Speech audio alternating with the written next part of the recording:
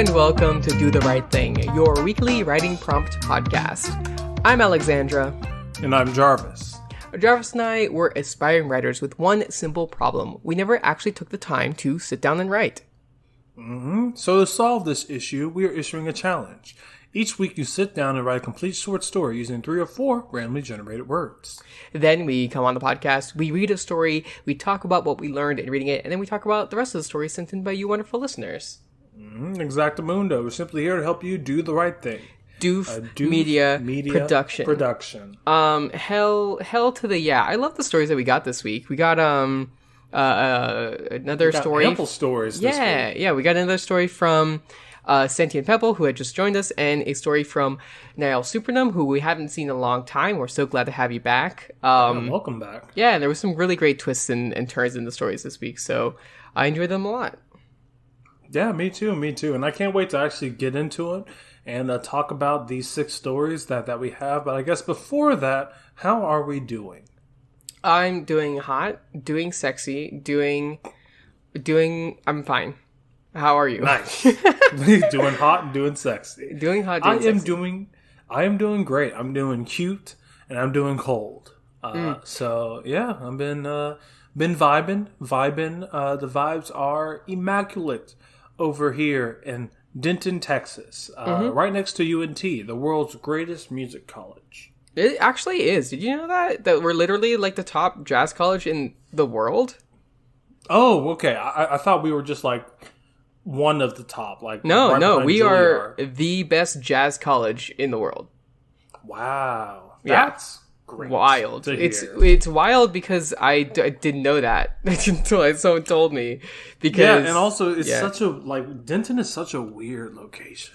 Yeah, just like the top of anything. I mean, it's a pretty good. It's like a hub, at least in Texas, of music, just in general. Like we have a lot of indie bands that come out of our area, so it's pretty cool. Yeah, a lot of house shows and all that. Wait till the what is it? The Homewreckers and the Bedwetters? Is that the name of the band? Something like that? Yes. Something in the Bedwetters? Yeah, I've heard them. I don't remember which band they were that night, but I have heard them. Yeah. I actually think, were they at the house show last night? No, I don't. I wasn't at a house show last night, so I wouldn't know, Jarvis. I was, personally. Okay. I did go to a little kickback thing that I want to talk about because it was an experience. Okay, sure. Okay. Tell us. So it was a hot tub party thing. Okay, it was very cold, which was a bad idea. No, it was fine. It's just that we drank a lot. Everything was fine. There was just a lot of cishet boys that were very weird, and just I can't. Okay, so number one, I got 3 things. I got 3 little things. Okay. And I'll finish off with the weirdest one. So the first 2 are about misgendering stuff, which is okay. Like I'm not hurt by misgendering. Actually, like I am very lucky that doesn't actually like impact myself. I don't know why. Maybe it's because I'm not actually trying to pass or anything. So that doesn't bother me so much. But I'm just saying, when someone shows up to a hot tub party in essentially a bikini, right, in a 2-piece, a top and volleyball shorts, right, and eyeliner and makeup and shit, I'm just saying, don't you feel like maybe you would ask what their pronouns are? Like just maybe it's like not entirely certain. Maybe like he, him isn't just the default that you should use in that situation.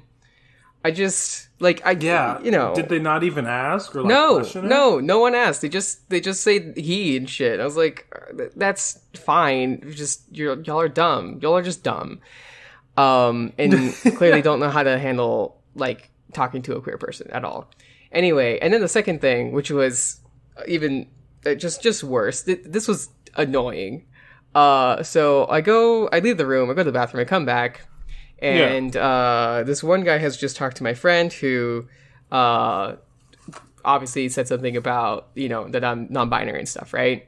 And so he goes to me, and this random guy who's very drunk, not that drunk though, and he goes, hey man, I'm so sorry, I just want to let you know that I call like everyone dude and man and stuff. So, and I was like interrupting. I was like, I don't care. That does not matter to me. I didn't ask you to apologize. I don't care. And I'm trying to say I don't care, except he keeps talking over me. He keeps talking over me and going, it's important to me. It's important to me.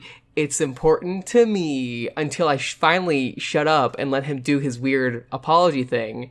Yeah. And the thing is, he didn't stop. He was just saying he's kept going.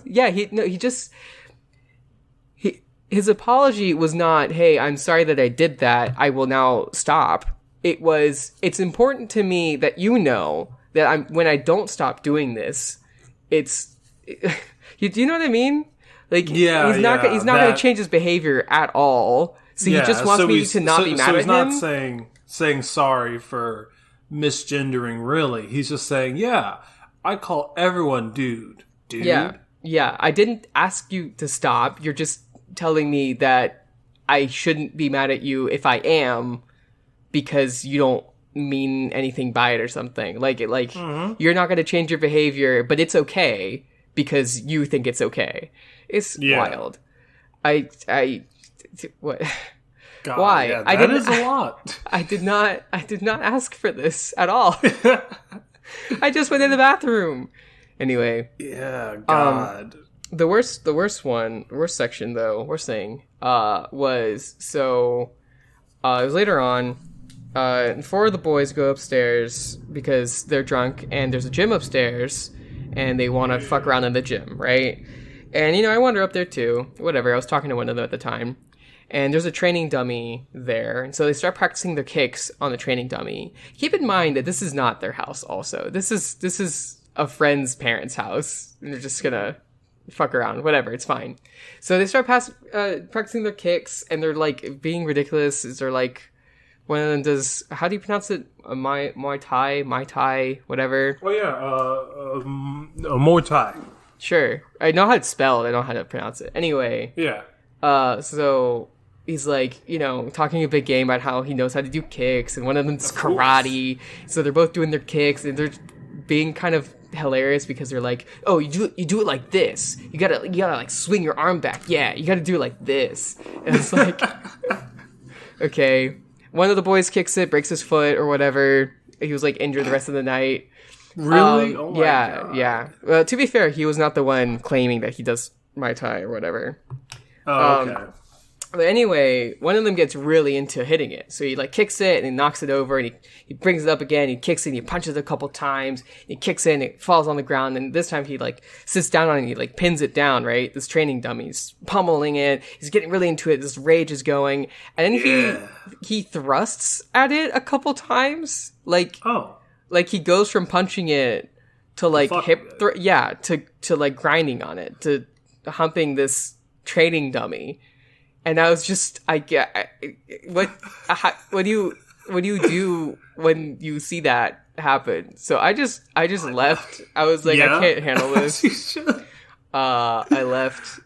So I went down and I told the host, I was like, hey, it's no big deal. Just the boys are upstairs, fucking your training dummy, because I just couldn't. Yeah. Anyway, so she was just like, oh, I don't know what to do with that, but thank you for telling me. And apparently the next day she like confronted the guy, or was talking about it, and she interpreted it as like they were actually having sex with the dummy, which is more than was actually happening. So he, so he defended himself. He was like, no, it wasn't that. I just grinded on it a little or whatever. I was like, I wasn't around, but it's just like, how's that? That's not better, really. I mean, maybe it's a little bit better. Maybe don't thrust things. You know? Yeah. He was in the middle of a rage, testosterone rage. Mm-hmm. And that rage turned into horny real quick. Yeah. This is why I got rid of my testosterone. So you flush it down the toilet. Yeah. I've been purging it for a while. I take from your system, yes. Yeah, I got a bunch of acne. That was the testosterone. Anyway, but see, that's the like double-edged sword, right? Because it sucks. Because those are the adverse effects. Typically, probably I wouldn't say always, but typically maybe a bit of aggression when it comes to this hormone. But with this hormone, you build killer muscles. That is true. So it's like, hey, do I want to be angry and punch fuck things, or do I want to not be that, but not be muscular and Dwayne the Rock Johnson, right? Yeah, I took the latter option. I'm just gonna. I don't wanna actually. Anyway, so that was the weekend before. That was what I did. That was my fun experience. Yeah, that was your entire weekend. Well, that seems fun. That seems like a great story that you can write down. Yeah. Yeah, maybe. My memoir will go in there. Sorry if you hear planes in the background, by the way. The Blue Angels are practicing overhead. They've been doing that all week, and it's kind of been really annoying. Yeah, That's kind of dope. I mean, I guess. I don't know. I mean, it's cool when they're flying in formation, but it's mostly just like a loud noise that comes by every couple minutes. Yeah. So. Well, they have to train if a Red Dawn ever happened. You're right. And then they can do flips and stunts, so they can go inside of the UFO and dodge all the lasers and stuff. Whoa! Have you seen Red Dawn? No, I was talking about. I was referencing like Independence Day more. Okay, yeah. That's what I thought, and I was like, huh. Similar movies, same year. I think they came out a very similar year. Different concepts. But yeah. But it's good to know that if anything happens, you'll be safe unless they catastrophically fuck up and crash it into your house. But yeah, that would be the best. Okay, cool. But speaking of huge planes in the sky, flying overhead and causing a lot of noise. This is a podcast that we do where we talk about stories that people submit. Okay. And we read one live on the podcast, don't we? Yeah. That's yep. Yep. So, I think we should probably talk about that, right? Sure. Yeah. So I think, I think the story that we are going to be reading about this week is by NihilSupernum with The Land of the Gods. And thank you so much for coming back to us. Yes. With your wonderful story about the Blue Angels and fighter planes and stuff. Yes. That's a joke. There's no... I mean, maybe all the characters are fighter planes, actually.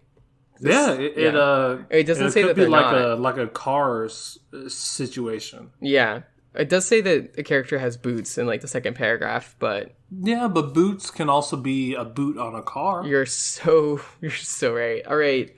Okay, I'm gonna read NihilSupernum's wonderful story, and then we're gonna talk about it. And then we'll talk about the listener submitted stories. All right, let's get into it. So the story by NihilSupernum is The Land of the Gods.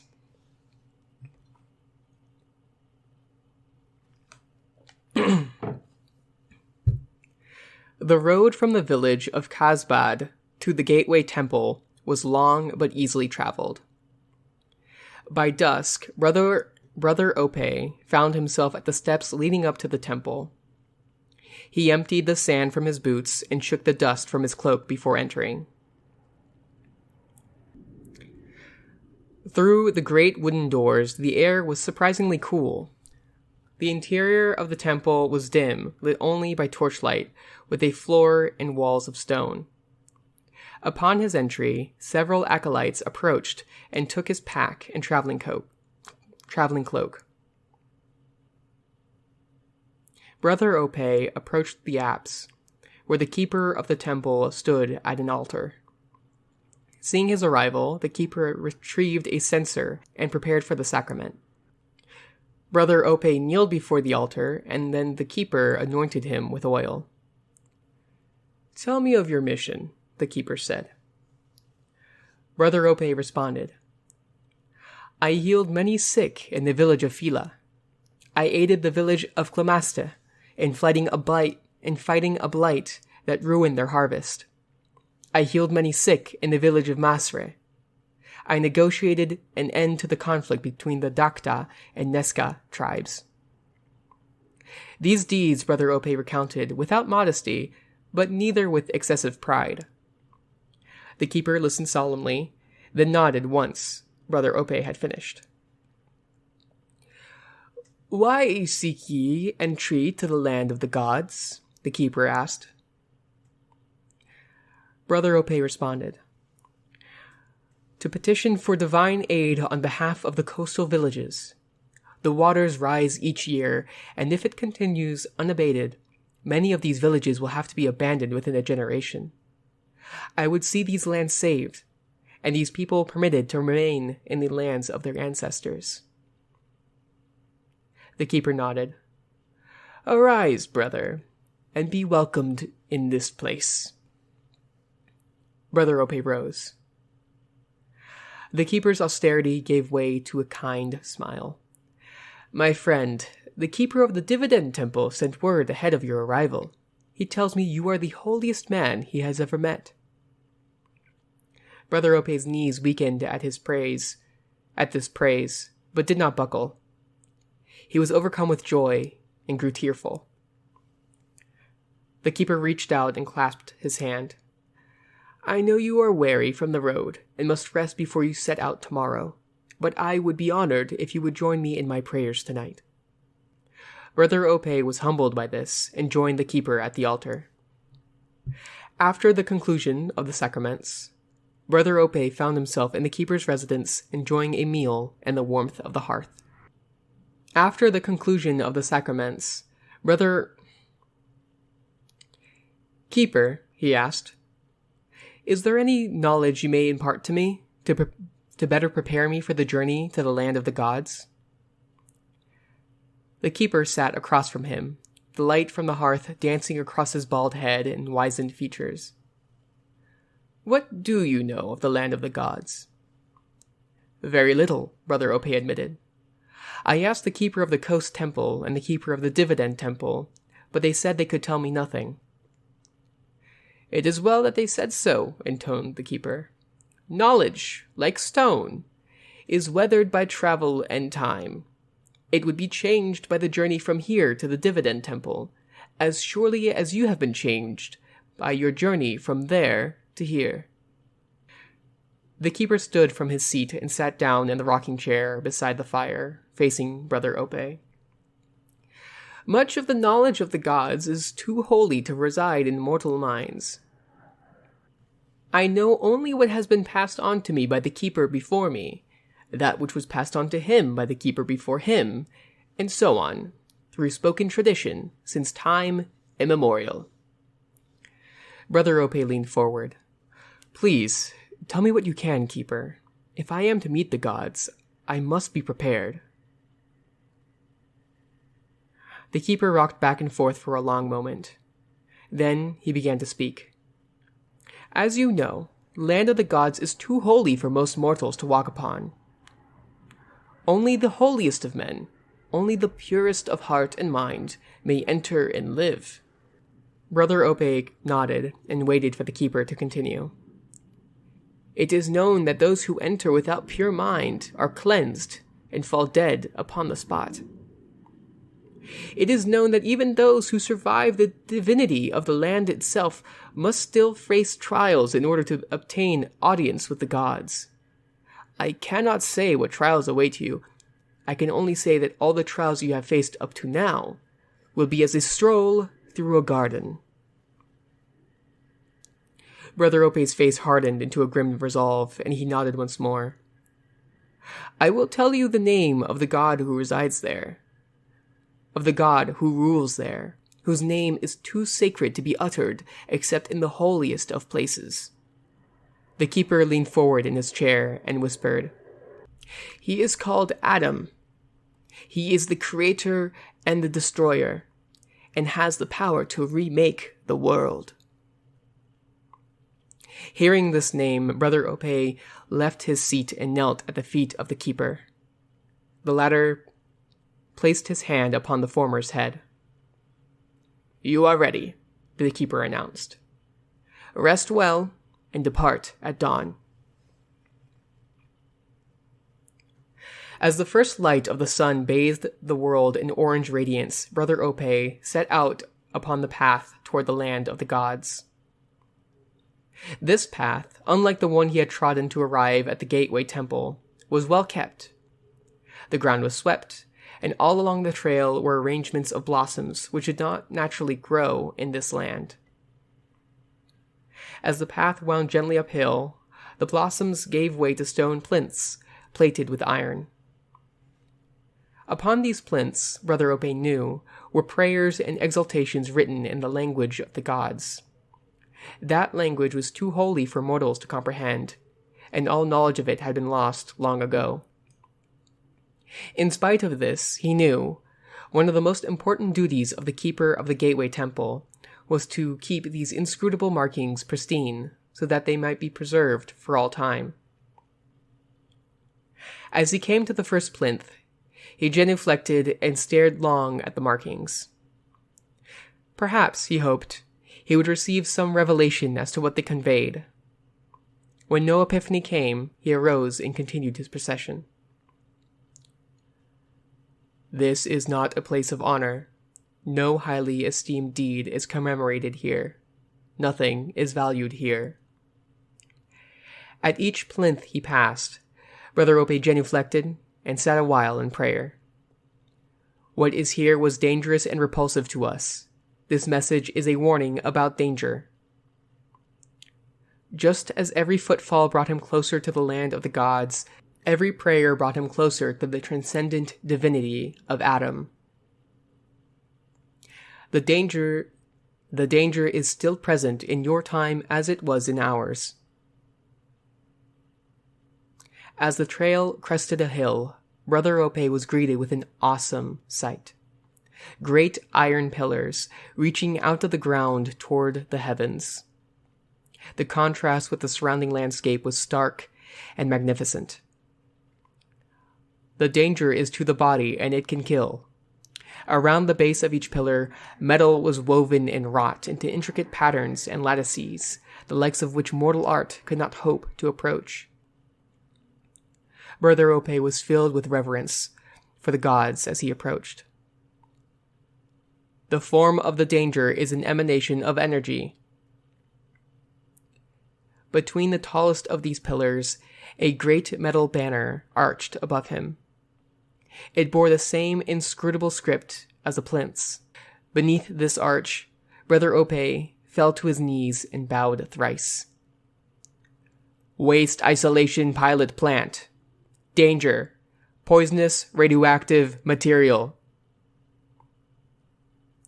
After casting one last look at the world behind him, Brother Ope stepped forward into the land of the gods and prepared to meet his maker.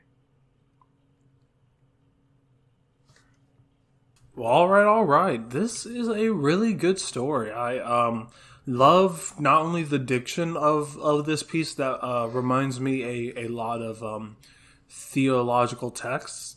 I really just enjoy the world building happening here. I like how a lot of the lore of this world is imparted in a way that does not feel too exposition-y. This story does follow a very natural progression that as we follow the journey of brother Ope when he goes and talks to this other priest that guides them on their way, we get to slowly learn more and more about this world, which does a fantastic job of drawing us deeper into it. And I really like this concept of going into the land of the gods, and some of the messaging that is imparted seems technological in aspect. So it really feels like there's this nice meeting of a sort of like tech future in a religious spiritual past that I think is really working well in tandem within this story. And of course, the description of this is unremarkable. You mean it is remarkable? Yes, it is remarkable. I really do like the moment when they finally do get to, I guess, the gate to the land of the gods, and they're describing these pillars as awesome, and how human art can only wish to reach that status. So yeah, this story is just filled with a lot of really great texture, a lot of really great description. But it does stay really close to the whole point of this story, which is the journey of Brother Ope. So really liked it. Yeah. So to be clear, so the I really like the twist that's going on here, which is these messages being that revealing that this is actually not a fantasy story. This is actually a post-apocalypse story. This is post the destruction of our modern civilization, and then going to this radioactive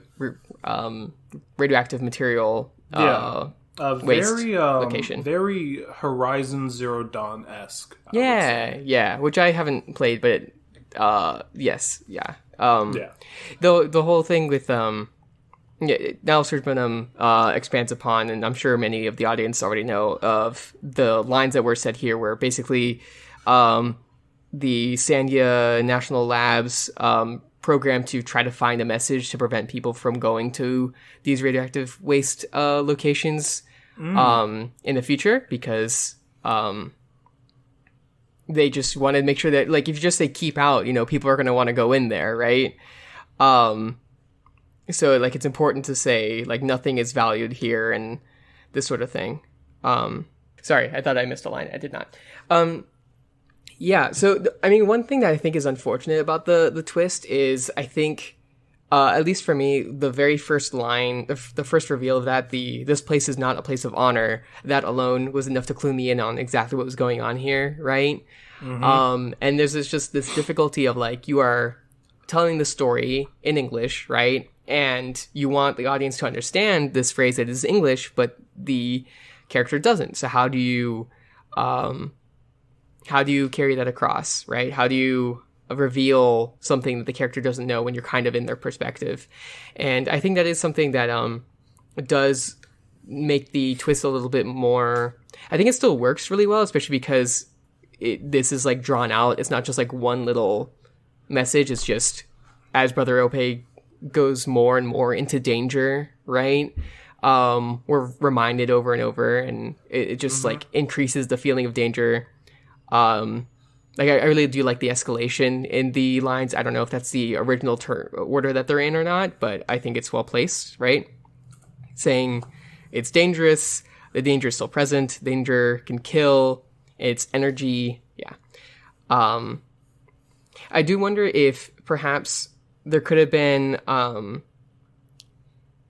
a little bit of, like, suspicion for us as we go through it, just only in a sign like showing a radioactive symbol, but describing it in a way that makes us just a little bit suspicious, right?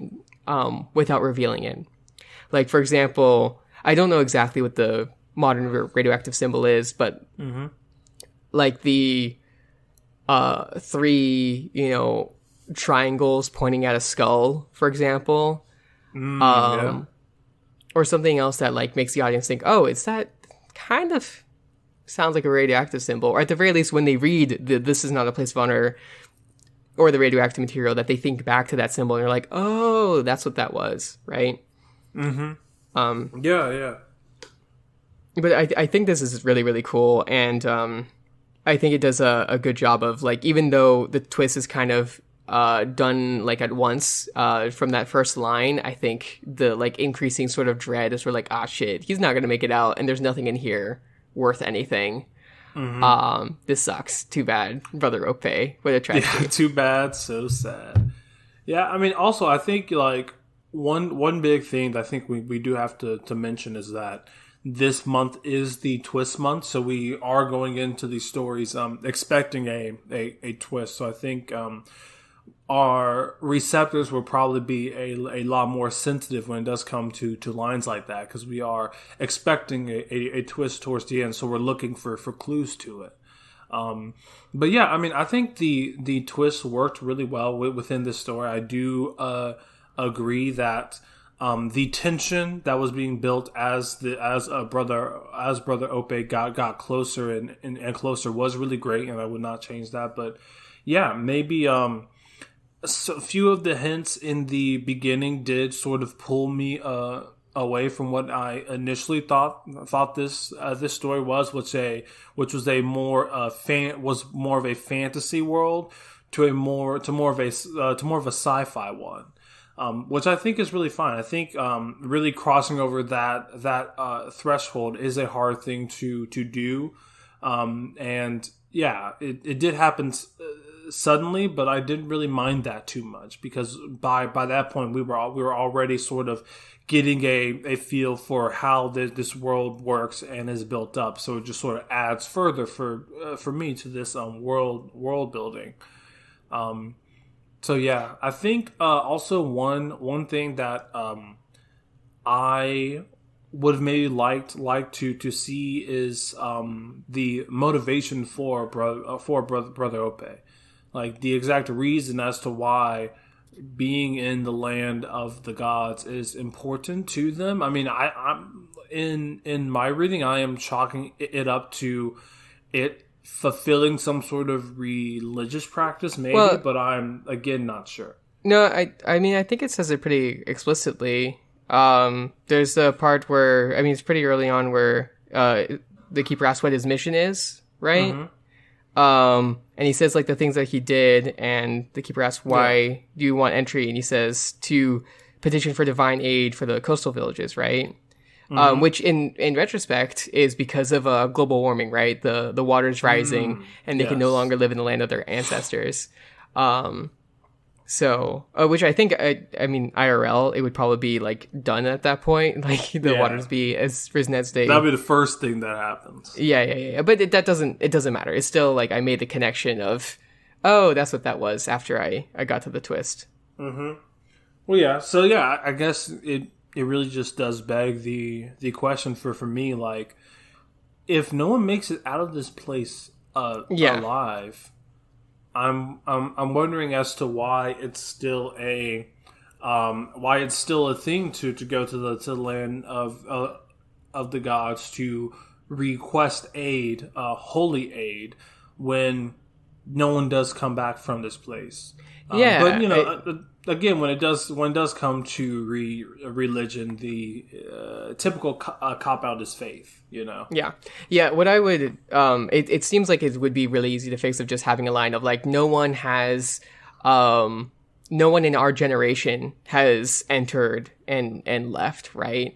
Because I mean, he does say that Brother Ope is like the most holy man that or that the keeper of the temple. The Evident Temple, I forget which one it was, but that one said that Brother Ope is the most holy man he met, which means that like, oh, maybe he actually does have a chance, right? Where everyone else's generation was not holy enough, Brother Ope might be, except he won't be either. And it, like, even if you know, they have stories of people entering and magic happening, you know, those are stories and they might not be true. True, yeah.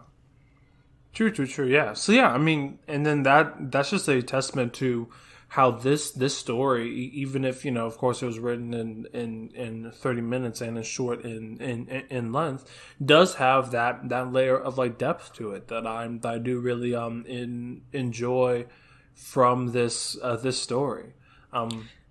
Yeah, I do wonder one more thing about the like twist. I think one reason that it, I don't know, felt like it's just there's that difficulty of how to present something through narration that the character can't know, right? Mm-hmm. And the one thing I would say is that maybe like the perspective of the story kind of feels like it's rather limited in Brother Ope's perspective, right? But if it was like I don't know. I don't know how to make it more clear. I feel like what exactly this point of view is a little ambiguous. So I'm not saying that it is necessarily specifically limited to Brother Ope, but it felt a little bit that way. But if it was like a objective third person, right? Like that camera view, right? Where there's that distance of like, we're not narrating with the thoughts of the characters, right? Or if it was third person omniscient, perhaps, or otherwise, like having some way that the audience knows that the perspective, the narration is not in Brother Ope's head, is not in the language of these characters, right? Yeah. Then I think it would land a little easier, the fact that we, the reader, know what these words are, and Brother Ope does not. Mm-hmm. Yeah. Which I think the perspective being chosen does lend us a sense of closeness to Brother Ope, which I do like. But yeah, that is very true that if the camera was to pull back a bit more, the reader will, I guess, realize where they sit versus Brother Ope, so that we can perceive his actions from a distance, so that like as he is walking into this danger, we are fully well aware of it. Because we have our own version of the reading versus what his perception is. Yeah, like if this is just a random thought. For example, if like there was a camera at the inside the temple, right, and it just says like the observer saw Brother Ope walking up the path, right, and stopping at each sign, and then it reads out the sign to us. Then there would be that understanding of, oh, he really doesn't know. Or some other ways that people do this sort of thing is they do put the text in there, they just muddle it up, so it makes sense that the character would not understand, either like just putting it into like the syllables that it is, and making it so if like you sound it out, you know what it says. That's sort of simulating the character not knowing what the language is, right? But we do, because it's just English, just spelled weird. Or another way of doing that would just be to maybe there are some understandings of some of the words, but not enough. And so we're just kind of grasping at the meaning until we finally connect it to, emanation of energy or whatever, right? Or something like that, where we're just like, that's the part that he doesn't know. Or that's the part that he can't connect. Mm-hmm. Yeah.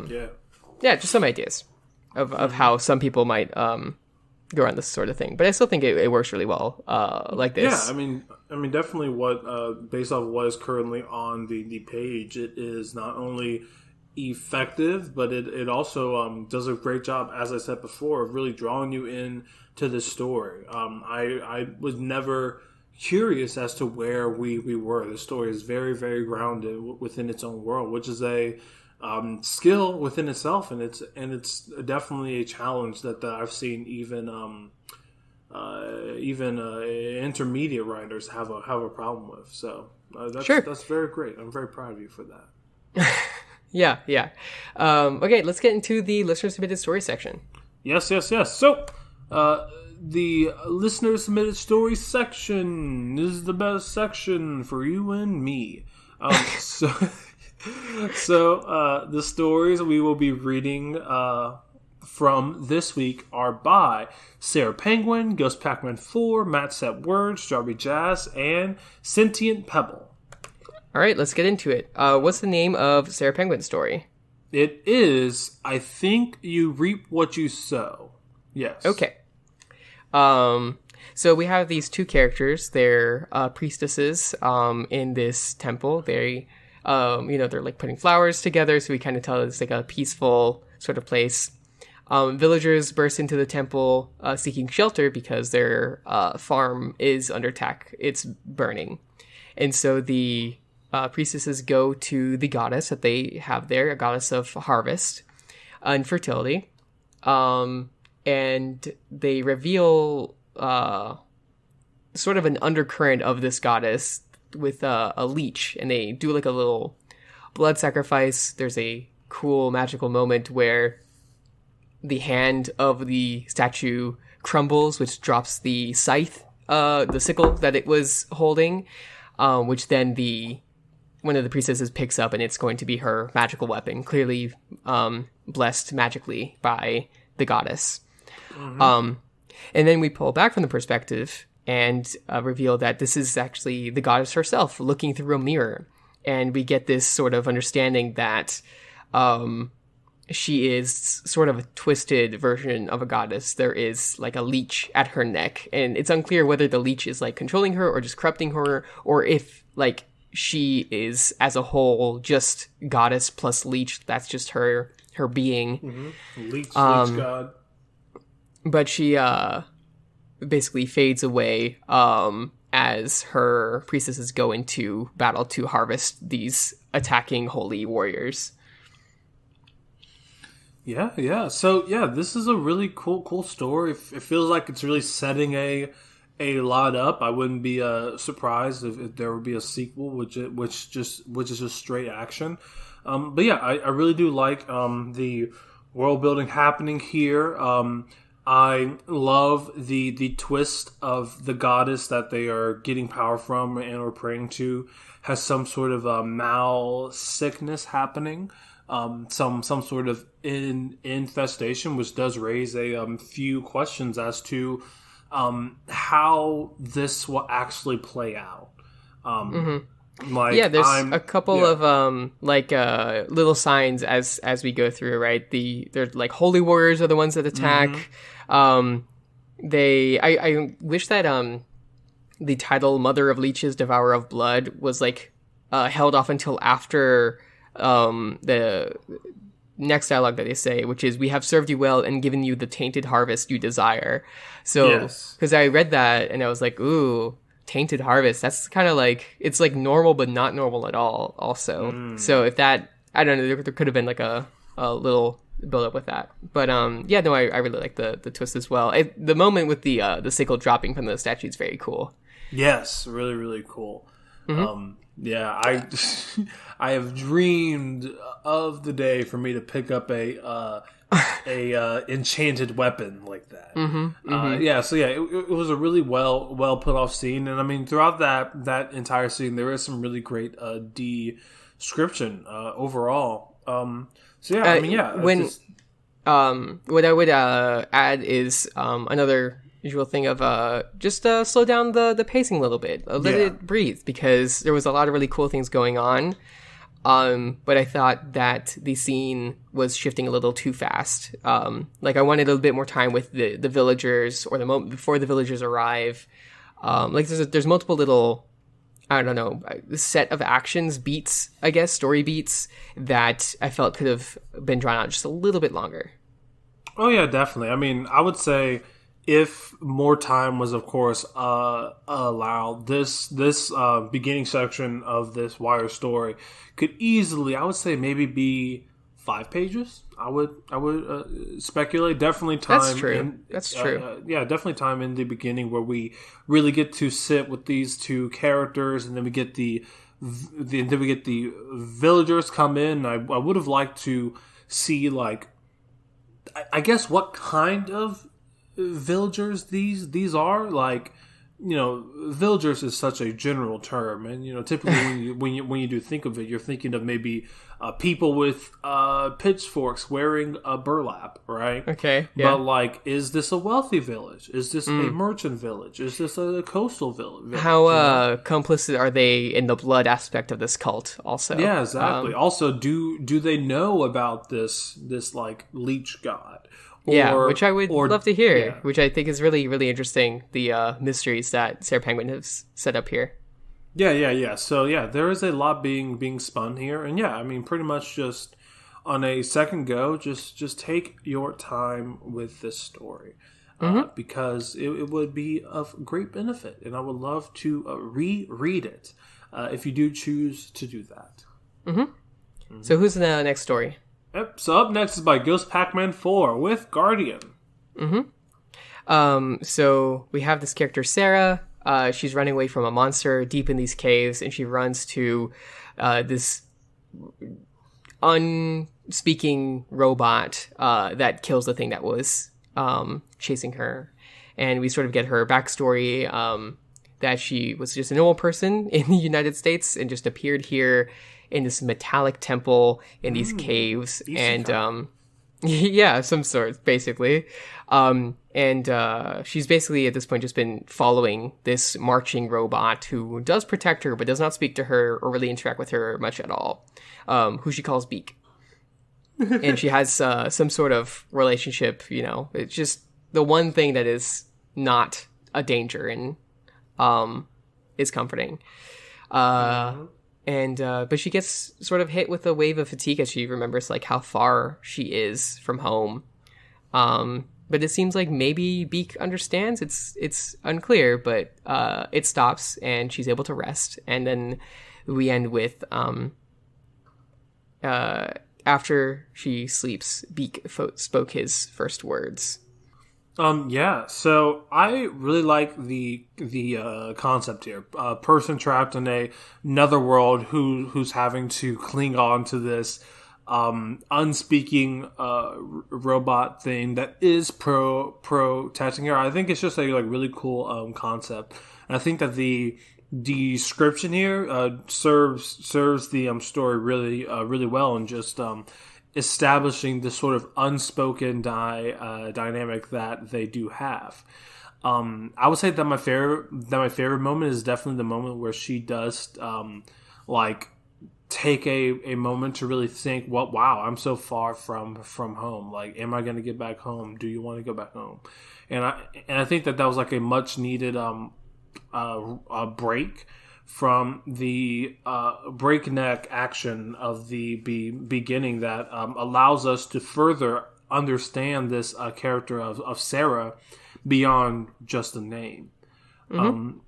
I think that this is a really great entry. I really liked it throughout, and I'm just really really loving and wrapped up in this concept of this guardian that's just that she is following and just taking her to whatever location it's going to. So really great story you brought us this week.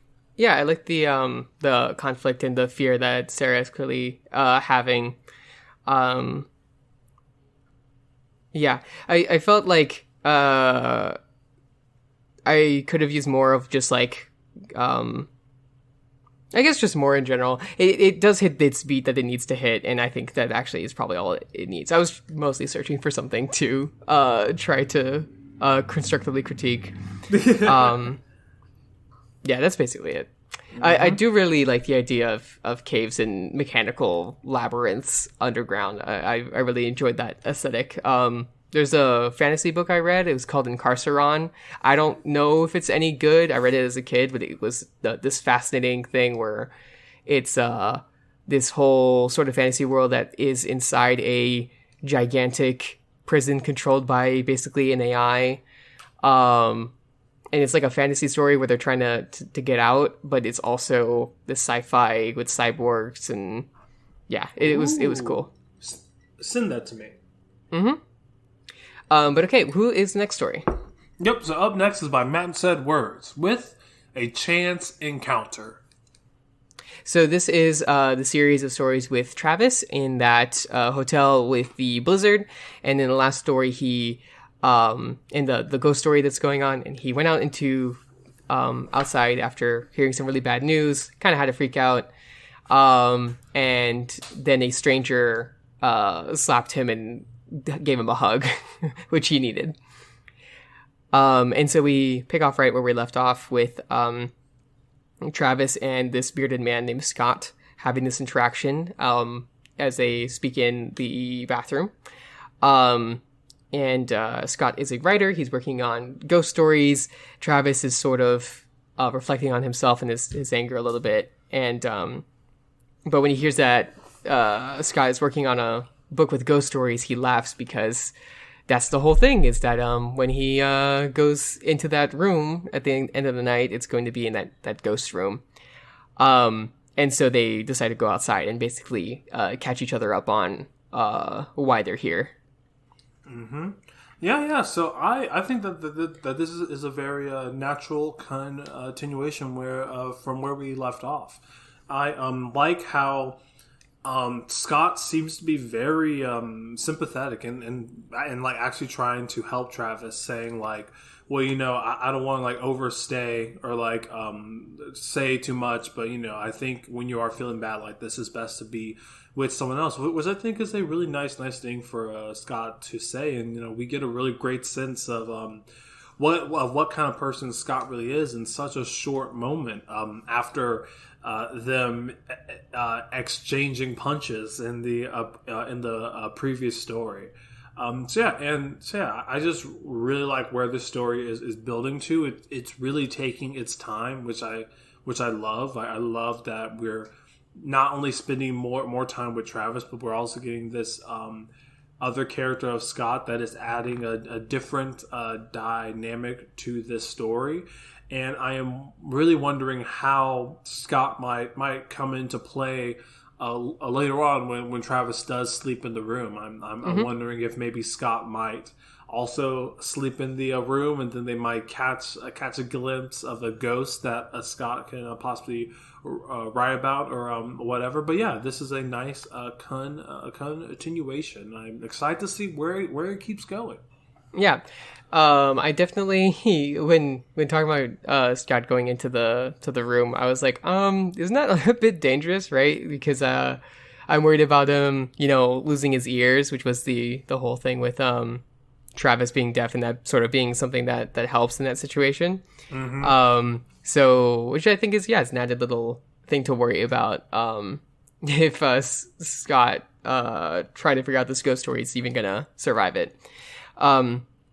But I did like this addition a lot. I think Matt's Words reflects upon how they wanted to introduce Scott, but also like advance the plot, and they were having trouble like balancing those two things. They felt that this chapter sort of slowed it down more than they wanted to, and I think that like that might be true in this series of short stories, but I don't think like in a longer book that would necessarily be a problem, because we are exploring, Travis's background. Enough of the plot happens where, in the sense of, Scott has joined the party, right? Yeah, and that's going to be relevant. So I don't think it's necessarily a bad thing that not a lot of like action happens in this one.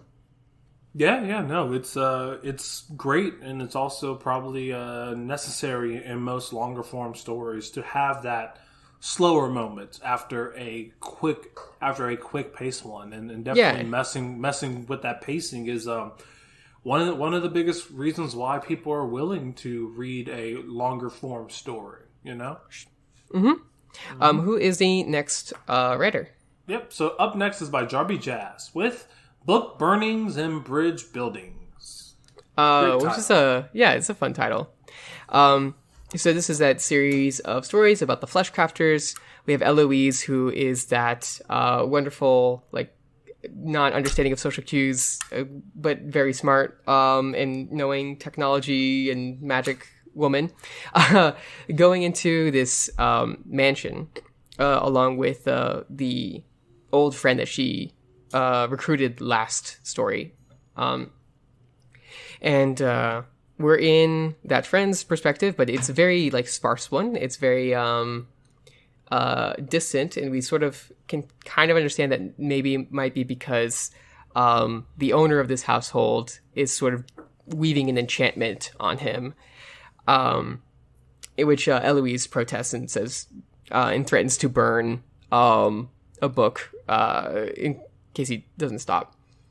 And so she has come here to trade information for information, trading books and such for information from this mage monster thing, so that she can solve the mystery that's going on.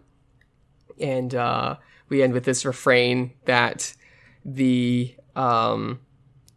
perspective character Parv says, "Why do I always go along with what Eloise says?"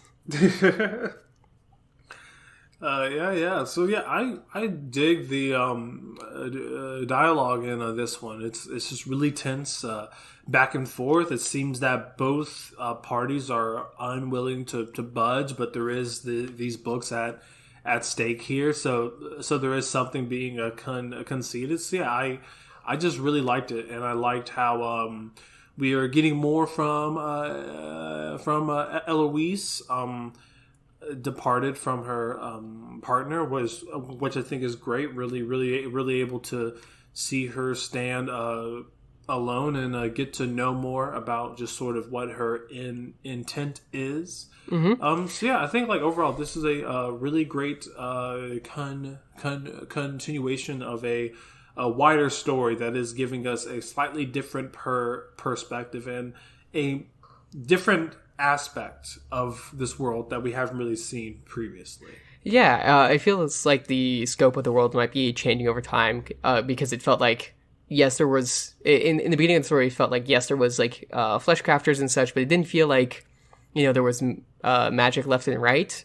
And here it feels like it's shifted a little bit. We have this patchwork wizard thing.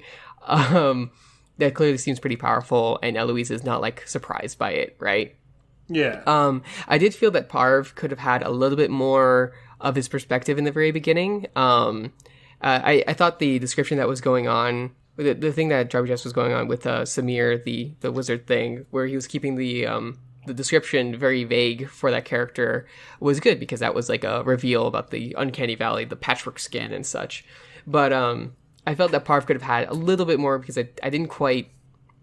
I felt that his perspective was pretty sparse in the beginning, mostly just narration, and the little bit of perspective that we did have, I felt like the little bit of his sort of indirect dialogue, like how did so much lie under the hustle muscle of Falmouth, was kind of generic enough that I couldn't really gain any insight on him, right? Mm-hmm. By the end, when we get to the wonderings about why do I always go along with what Eloise says, I think I got a better grasp. But yeah, just adding a little bit more like opinion maybe, or just like some more quirks of how a character like thinks into that early narration, I think would have gone a long way. Just definitely establishing stakes for Parv and like the reasons as to why they're beyond being the eyes for the audience. But overall, really great entry into this wider series. Mm-hmm. What is the final story that we're covering this week? Yeah, so the final story is by Sentient Pebble with Service. Thank you so much for joining us, Sentient Pebble. We really, really appreciate it. Mm-hmm.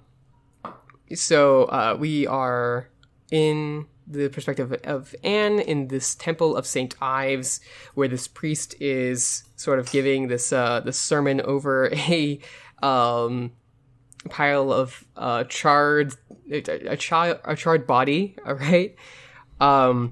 This old man, Clive, sits down next to her, and they have this dialogue, and we can tell they have this like long running relationship, mostly talking in this very like mysterious tones about how the prayer that's going on is the third bloodsucker that they caught today, that God is supposed to offer sanctuary to all, but he doesn't, and just a lot of mysterious stuff going on about what this world is, the relationships that these two characters have, and the greater conflict that's going on, because the church is just like covered in blood and soldiers have been dying and all sorts of things. So I was very interested in the mysteries that are being set up here. Really, like this story works really well to set up a lot of mysteries that I would love to see some more from maybe later on. But I mean, overall, I really enjoy these characters and how they function within this wider, slightly fantasy world. I did feel that the some of the questions, I mean, in the case that you continue writing in this series, Sentient Pebble, this is not like a important thing. But if this was kept very short, even if it like there was only like one other short story to be added, I did feel that I could have used a little bit more information of like what the context for this is. Like I wasn't quite sure if the like dead body that is being prayed over, the like ashes and the black body, if that was like a monstrous person, because it seems like Anne and Clive are also kind of monsters themselves. Basically, yeah, there's just a lot of mysteries here, and I felt that if this was a short, a very short story or a very short series of stories, that I'd want just like a little bit more information on the context for me to have enough for like the normal interpersonal character themes to feel satisfying. Yeah, definitely. Like the stuff between Clive and Anne is great. Like I love their little exchanges and what we can gain on insights about the two. But yeah, I wanted a little bit more information for the rest.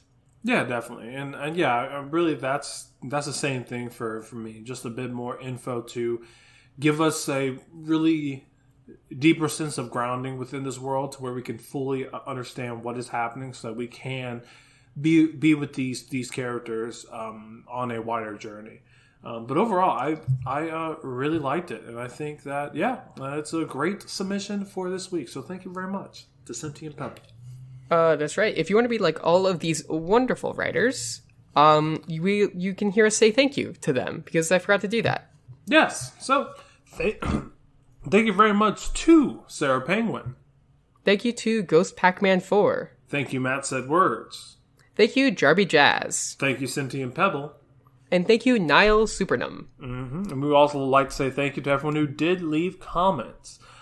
Leaving 2 or more comments, not only under your own story, but under someone else's, provides them with crucial feedback, and also condenses all of your own ideas on your own story for others to see. So, thank you very much to Sarah Penguin, Ghost Pac-Man 4, Jarby Jazz, NihilSupernum, and Matt Said Words. Thank you so much for leaving comments. Yeah, there was some really, really great discussion under so many of the stories, which I very much appreciated. So y'all did really, really great this week. Thanks. Yep. If you want to be like all of these wonderful writers and submit your story to Do the Right Thing, you can do that by going on Reddit at /r/DoTheRightThing. All you have to do is sit down for 30 minutes and write a complete short story using 3 or 4 randomly generated words. That's right. If you want to see the words as soon as they come out, the best place to do that would be to follow us on Twitter at RightThingCast and hit that notification bell, so you can see the words as soon as they come out, as well as any notifications of things going on. You can also follow all of the other Doof Media Twitter accounts. If you haven't followed the main Doof Media Twitter account, the Twitter account that's at Doof Media, consider doing so, because you can get a lot of cool information. And I think we've also been posting like clips from some of the episodes, so if you want to just like get a little teaser of what the episode's about, you can do that. You can also send us an email at rightthingcast@gmail.com if you would like to send us a message of any kind of any sort. Exactly. And if you want to support us and everything else happening in Doof Media, you can do that by donating to the Doof Media Patreon. All you have to do is donate $10 or more per month to not only be able to vote in everything upcoming in Doof, but also get access to exclusive bonus content. That's right. And of course, there's so much going on at Doof Media. I'm very excited for the episode next week, which is on the Doofcast, which is on Dune, the movie Dune that came out last night. This weekend. Yeah, I saw it last night. Actually, it was really, really good. I enjoyed it a lot. And I read the book. It compares well to it. I think it's very much makes sense that there should be 2 parts. I really hope they make the second part. Okay. And yeah, I thought it was well done. I very much enjoy it. It's a very cool movie. Is it better, well done than the original Dune movie? I haven't seen the original, but I can bet probably. The original is so good. Kind of, not really. Well, it's what's his first name? Something Villeneuve. What's his first name? I don't remember. I don't. Well, anyway, that guy. Yeah. He did Blade Runner 2049, which is the last thing he did that I remember watching. And it's very similar in tone and style. I do feel like Blade Runner 2049 has a lot of really obvious like themes, both on like a sci-fi level, but also the character level. Yeah. And I think Dune is kind of having trouble having as much of that in this because it's just one half of the story. Yeah. So like, the character arcs being set up, you don't really see their conclusions. So it's kind of hard to see the entire arc. But on an entertainment level, it's great. It's really great. Okay, I see. Yeah, I mean, granted, Dune is an extremely long story, but I think on Thursday when it came out, it grossed 5.1 mil, which is really, really good. I don't know how much they spent on it. But, I mean, 5.1 mil. I don't know what their budget was, but it's pretty decent. I don't know. I don't know. I'm just used to like Marvel numbers, which is like the 300 million in a day or whatever. So yeah, but I think if it does keep up, hopefully we will get a sequel because I think telling the whole story of Dune is the only way to tell it. Hence why the old Dune movie was like 3 hours long. Yeah. Apparently the movie cost $165 million. So okay. Oof. Well, granted, that's 5 mil in one day. Yeah, it says and it wasn't so far. It wasn't even the weekend too. I think that's true. This weekend is definitely going to determine its standings. Yeah. Well, we'll see. Well, in that case, go watch it. It was good. I liked it, and I would really like the sequel to happen. And it will be more likely to happen if y'all go see it. Mm-hmm. I say you should go see it in the theater, in my opinion. We have a Alamo Draft House around us, and that's pretty enjoyable. So yeah, you can get food, get some Parmesan popcorn, and watch all these people get addicted to spice. Delicious. Mm-hmm. Okay, that's all we have for y'all this week. Let's announce next week's words. Just to remind, one, we have the theme for this month, One Last Week, All Is Not What It Seems, but also this next week is the week of Halloween. So I think this is a great opportunity if you haven't already written a horror story or some other kind of scary story, try giving it a go maybe. I think this is the perfect opportunity, or something reflecting upon the themes of Halloween. But okay, what are the words this week, Jarvis? So the words for this week are insist, visible, stall, and rose.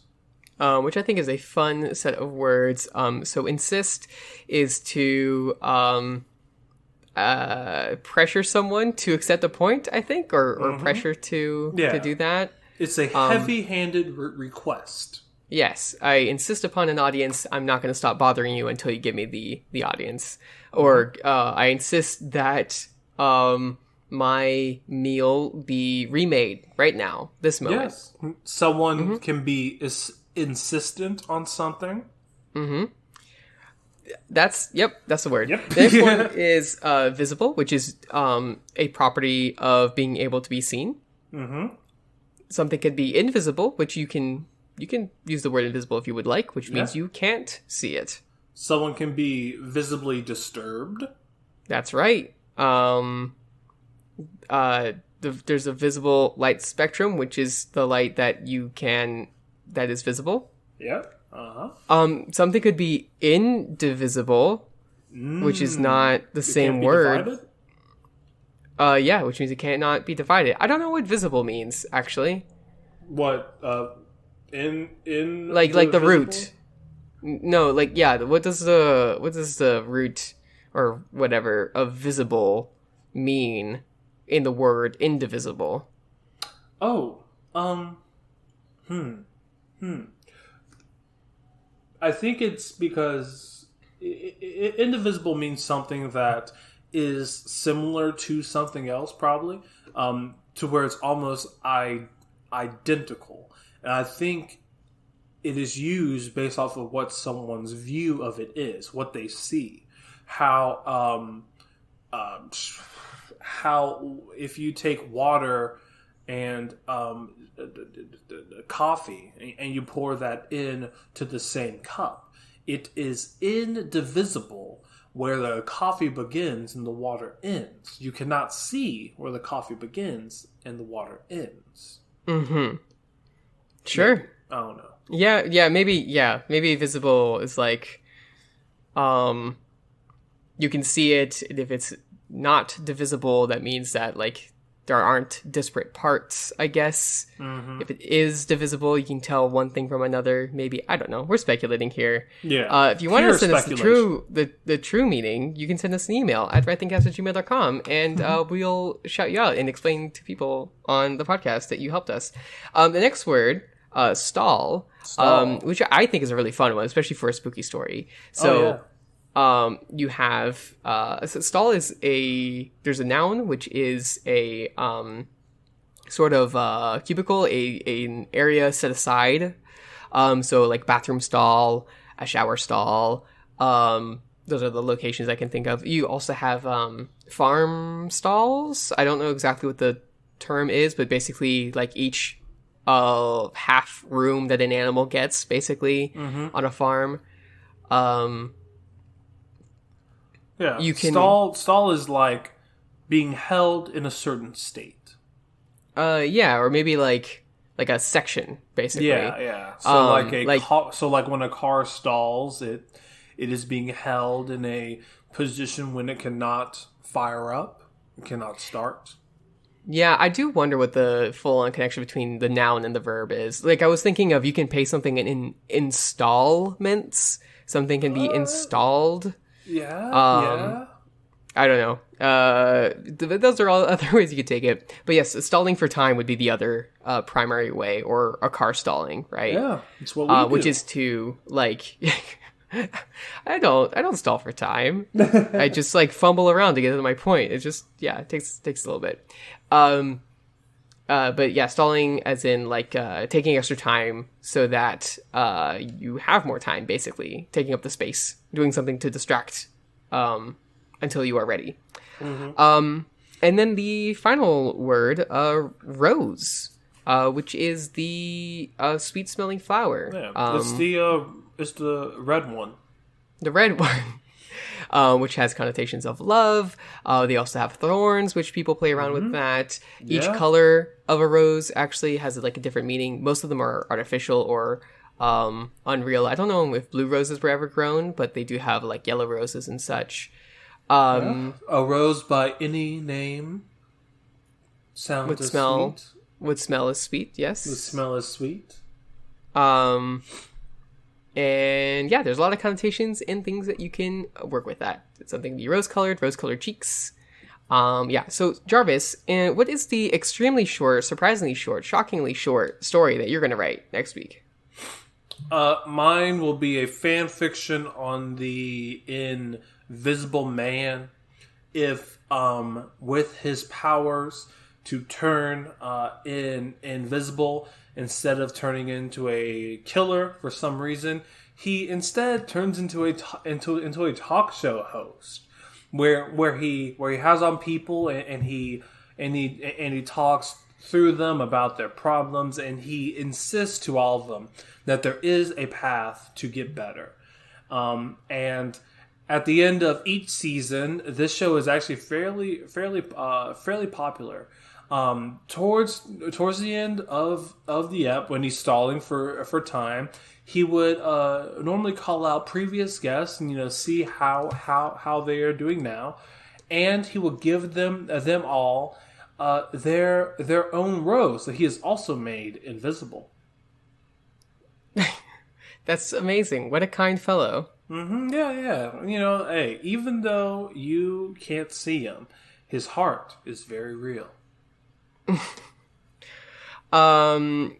Okay. Well, my story is about a whimsical place where they raise roses. They don't grow roses. They raise them. They keep them in stalls where the roses are all feed on corn and hay, and they grow big and strong, because the farmer insists that they get all of the stuff that they need, which means that a lot of blood is spilled onto them. That's where they get their red, right? Oh, no. And they are really hungry roses, and when someone visits, it's really scary because the farmer is not visible, but the blood in the roses is, and then you get eaten by a rose. Yum yum. Feed me, Seymour. Exactly. It's because it's kind of like a mouth a little bit, but also like another kind of orifice as well. Yes. Thank you for making that noise. Yeah. So do the right thing, and roses are red, violets are blue. Do the right thing. We'll see you. And we'll see you next week. Bye.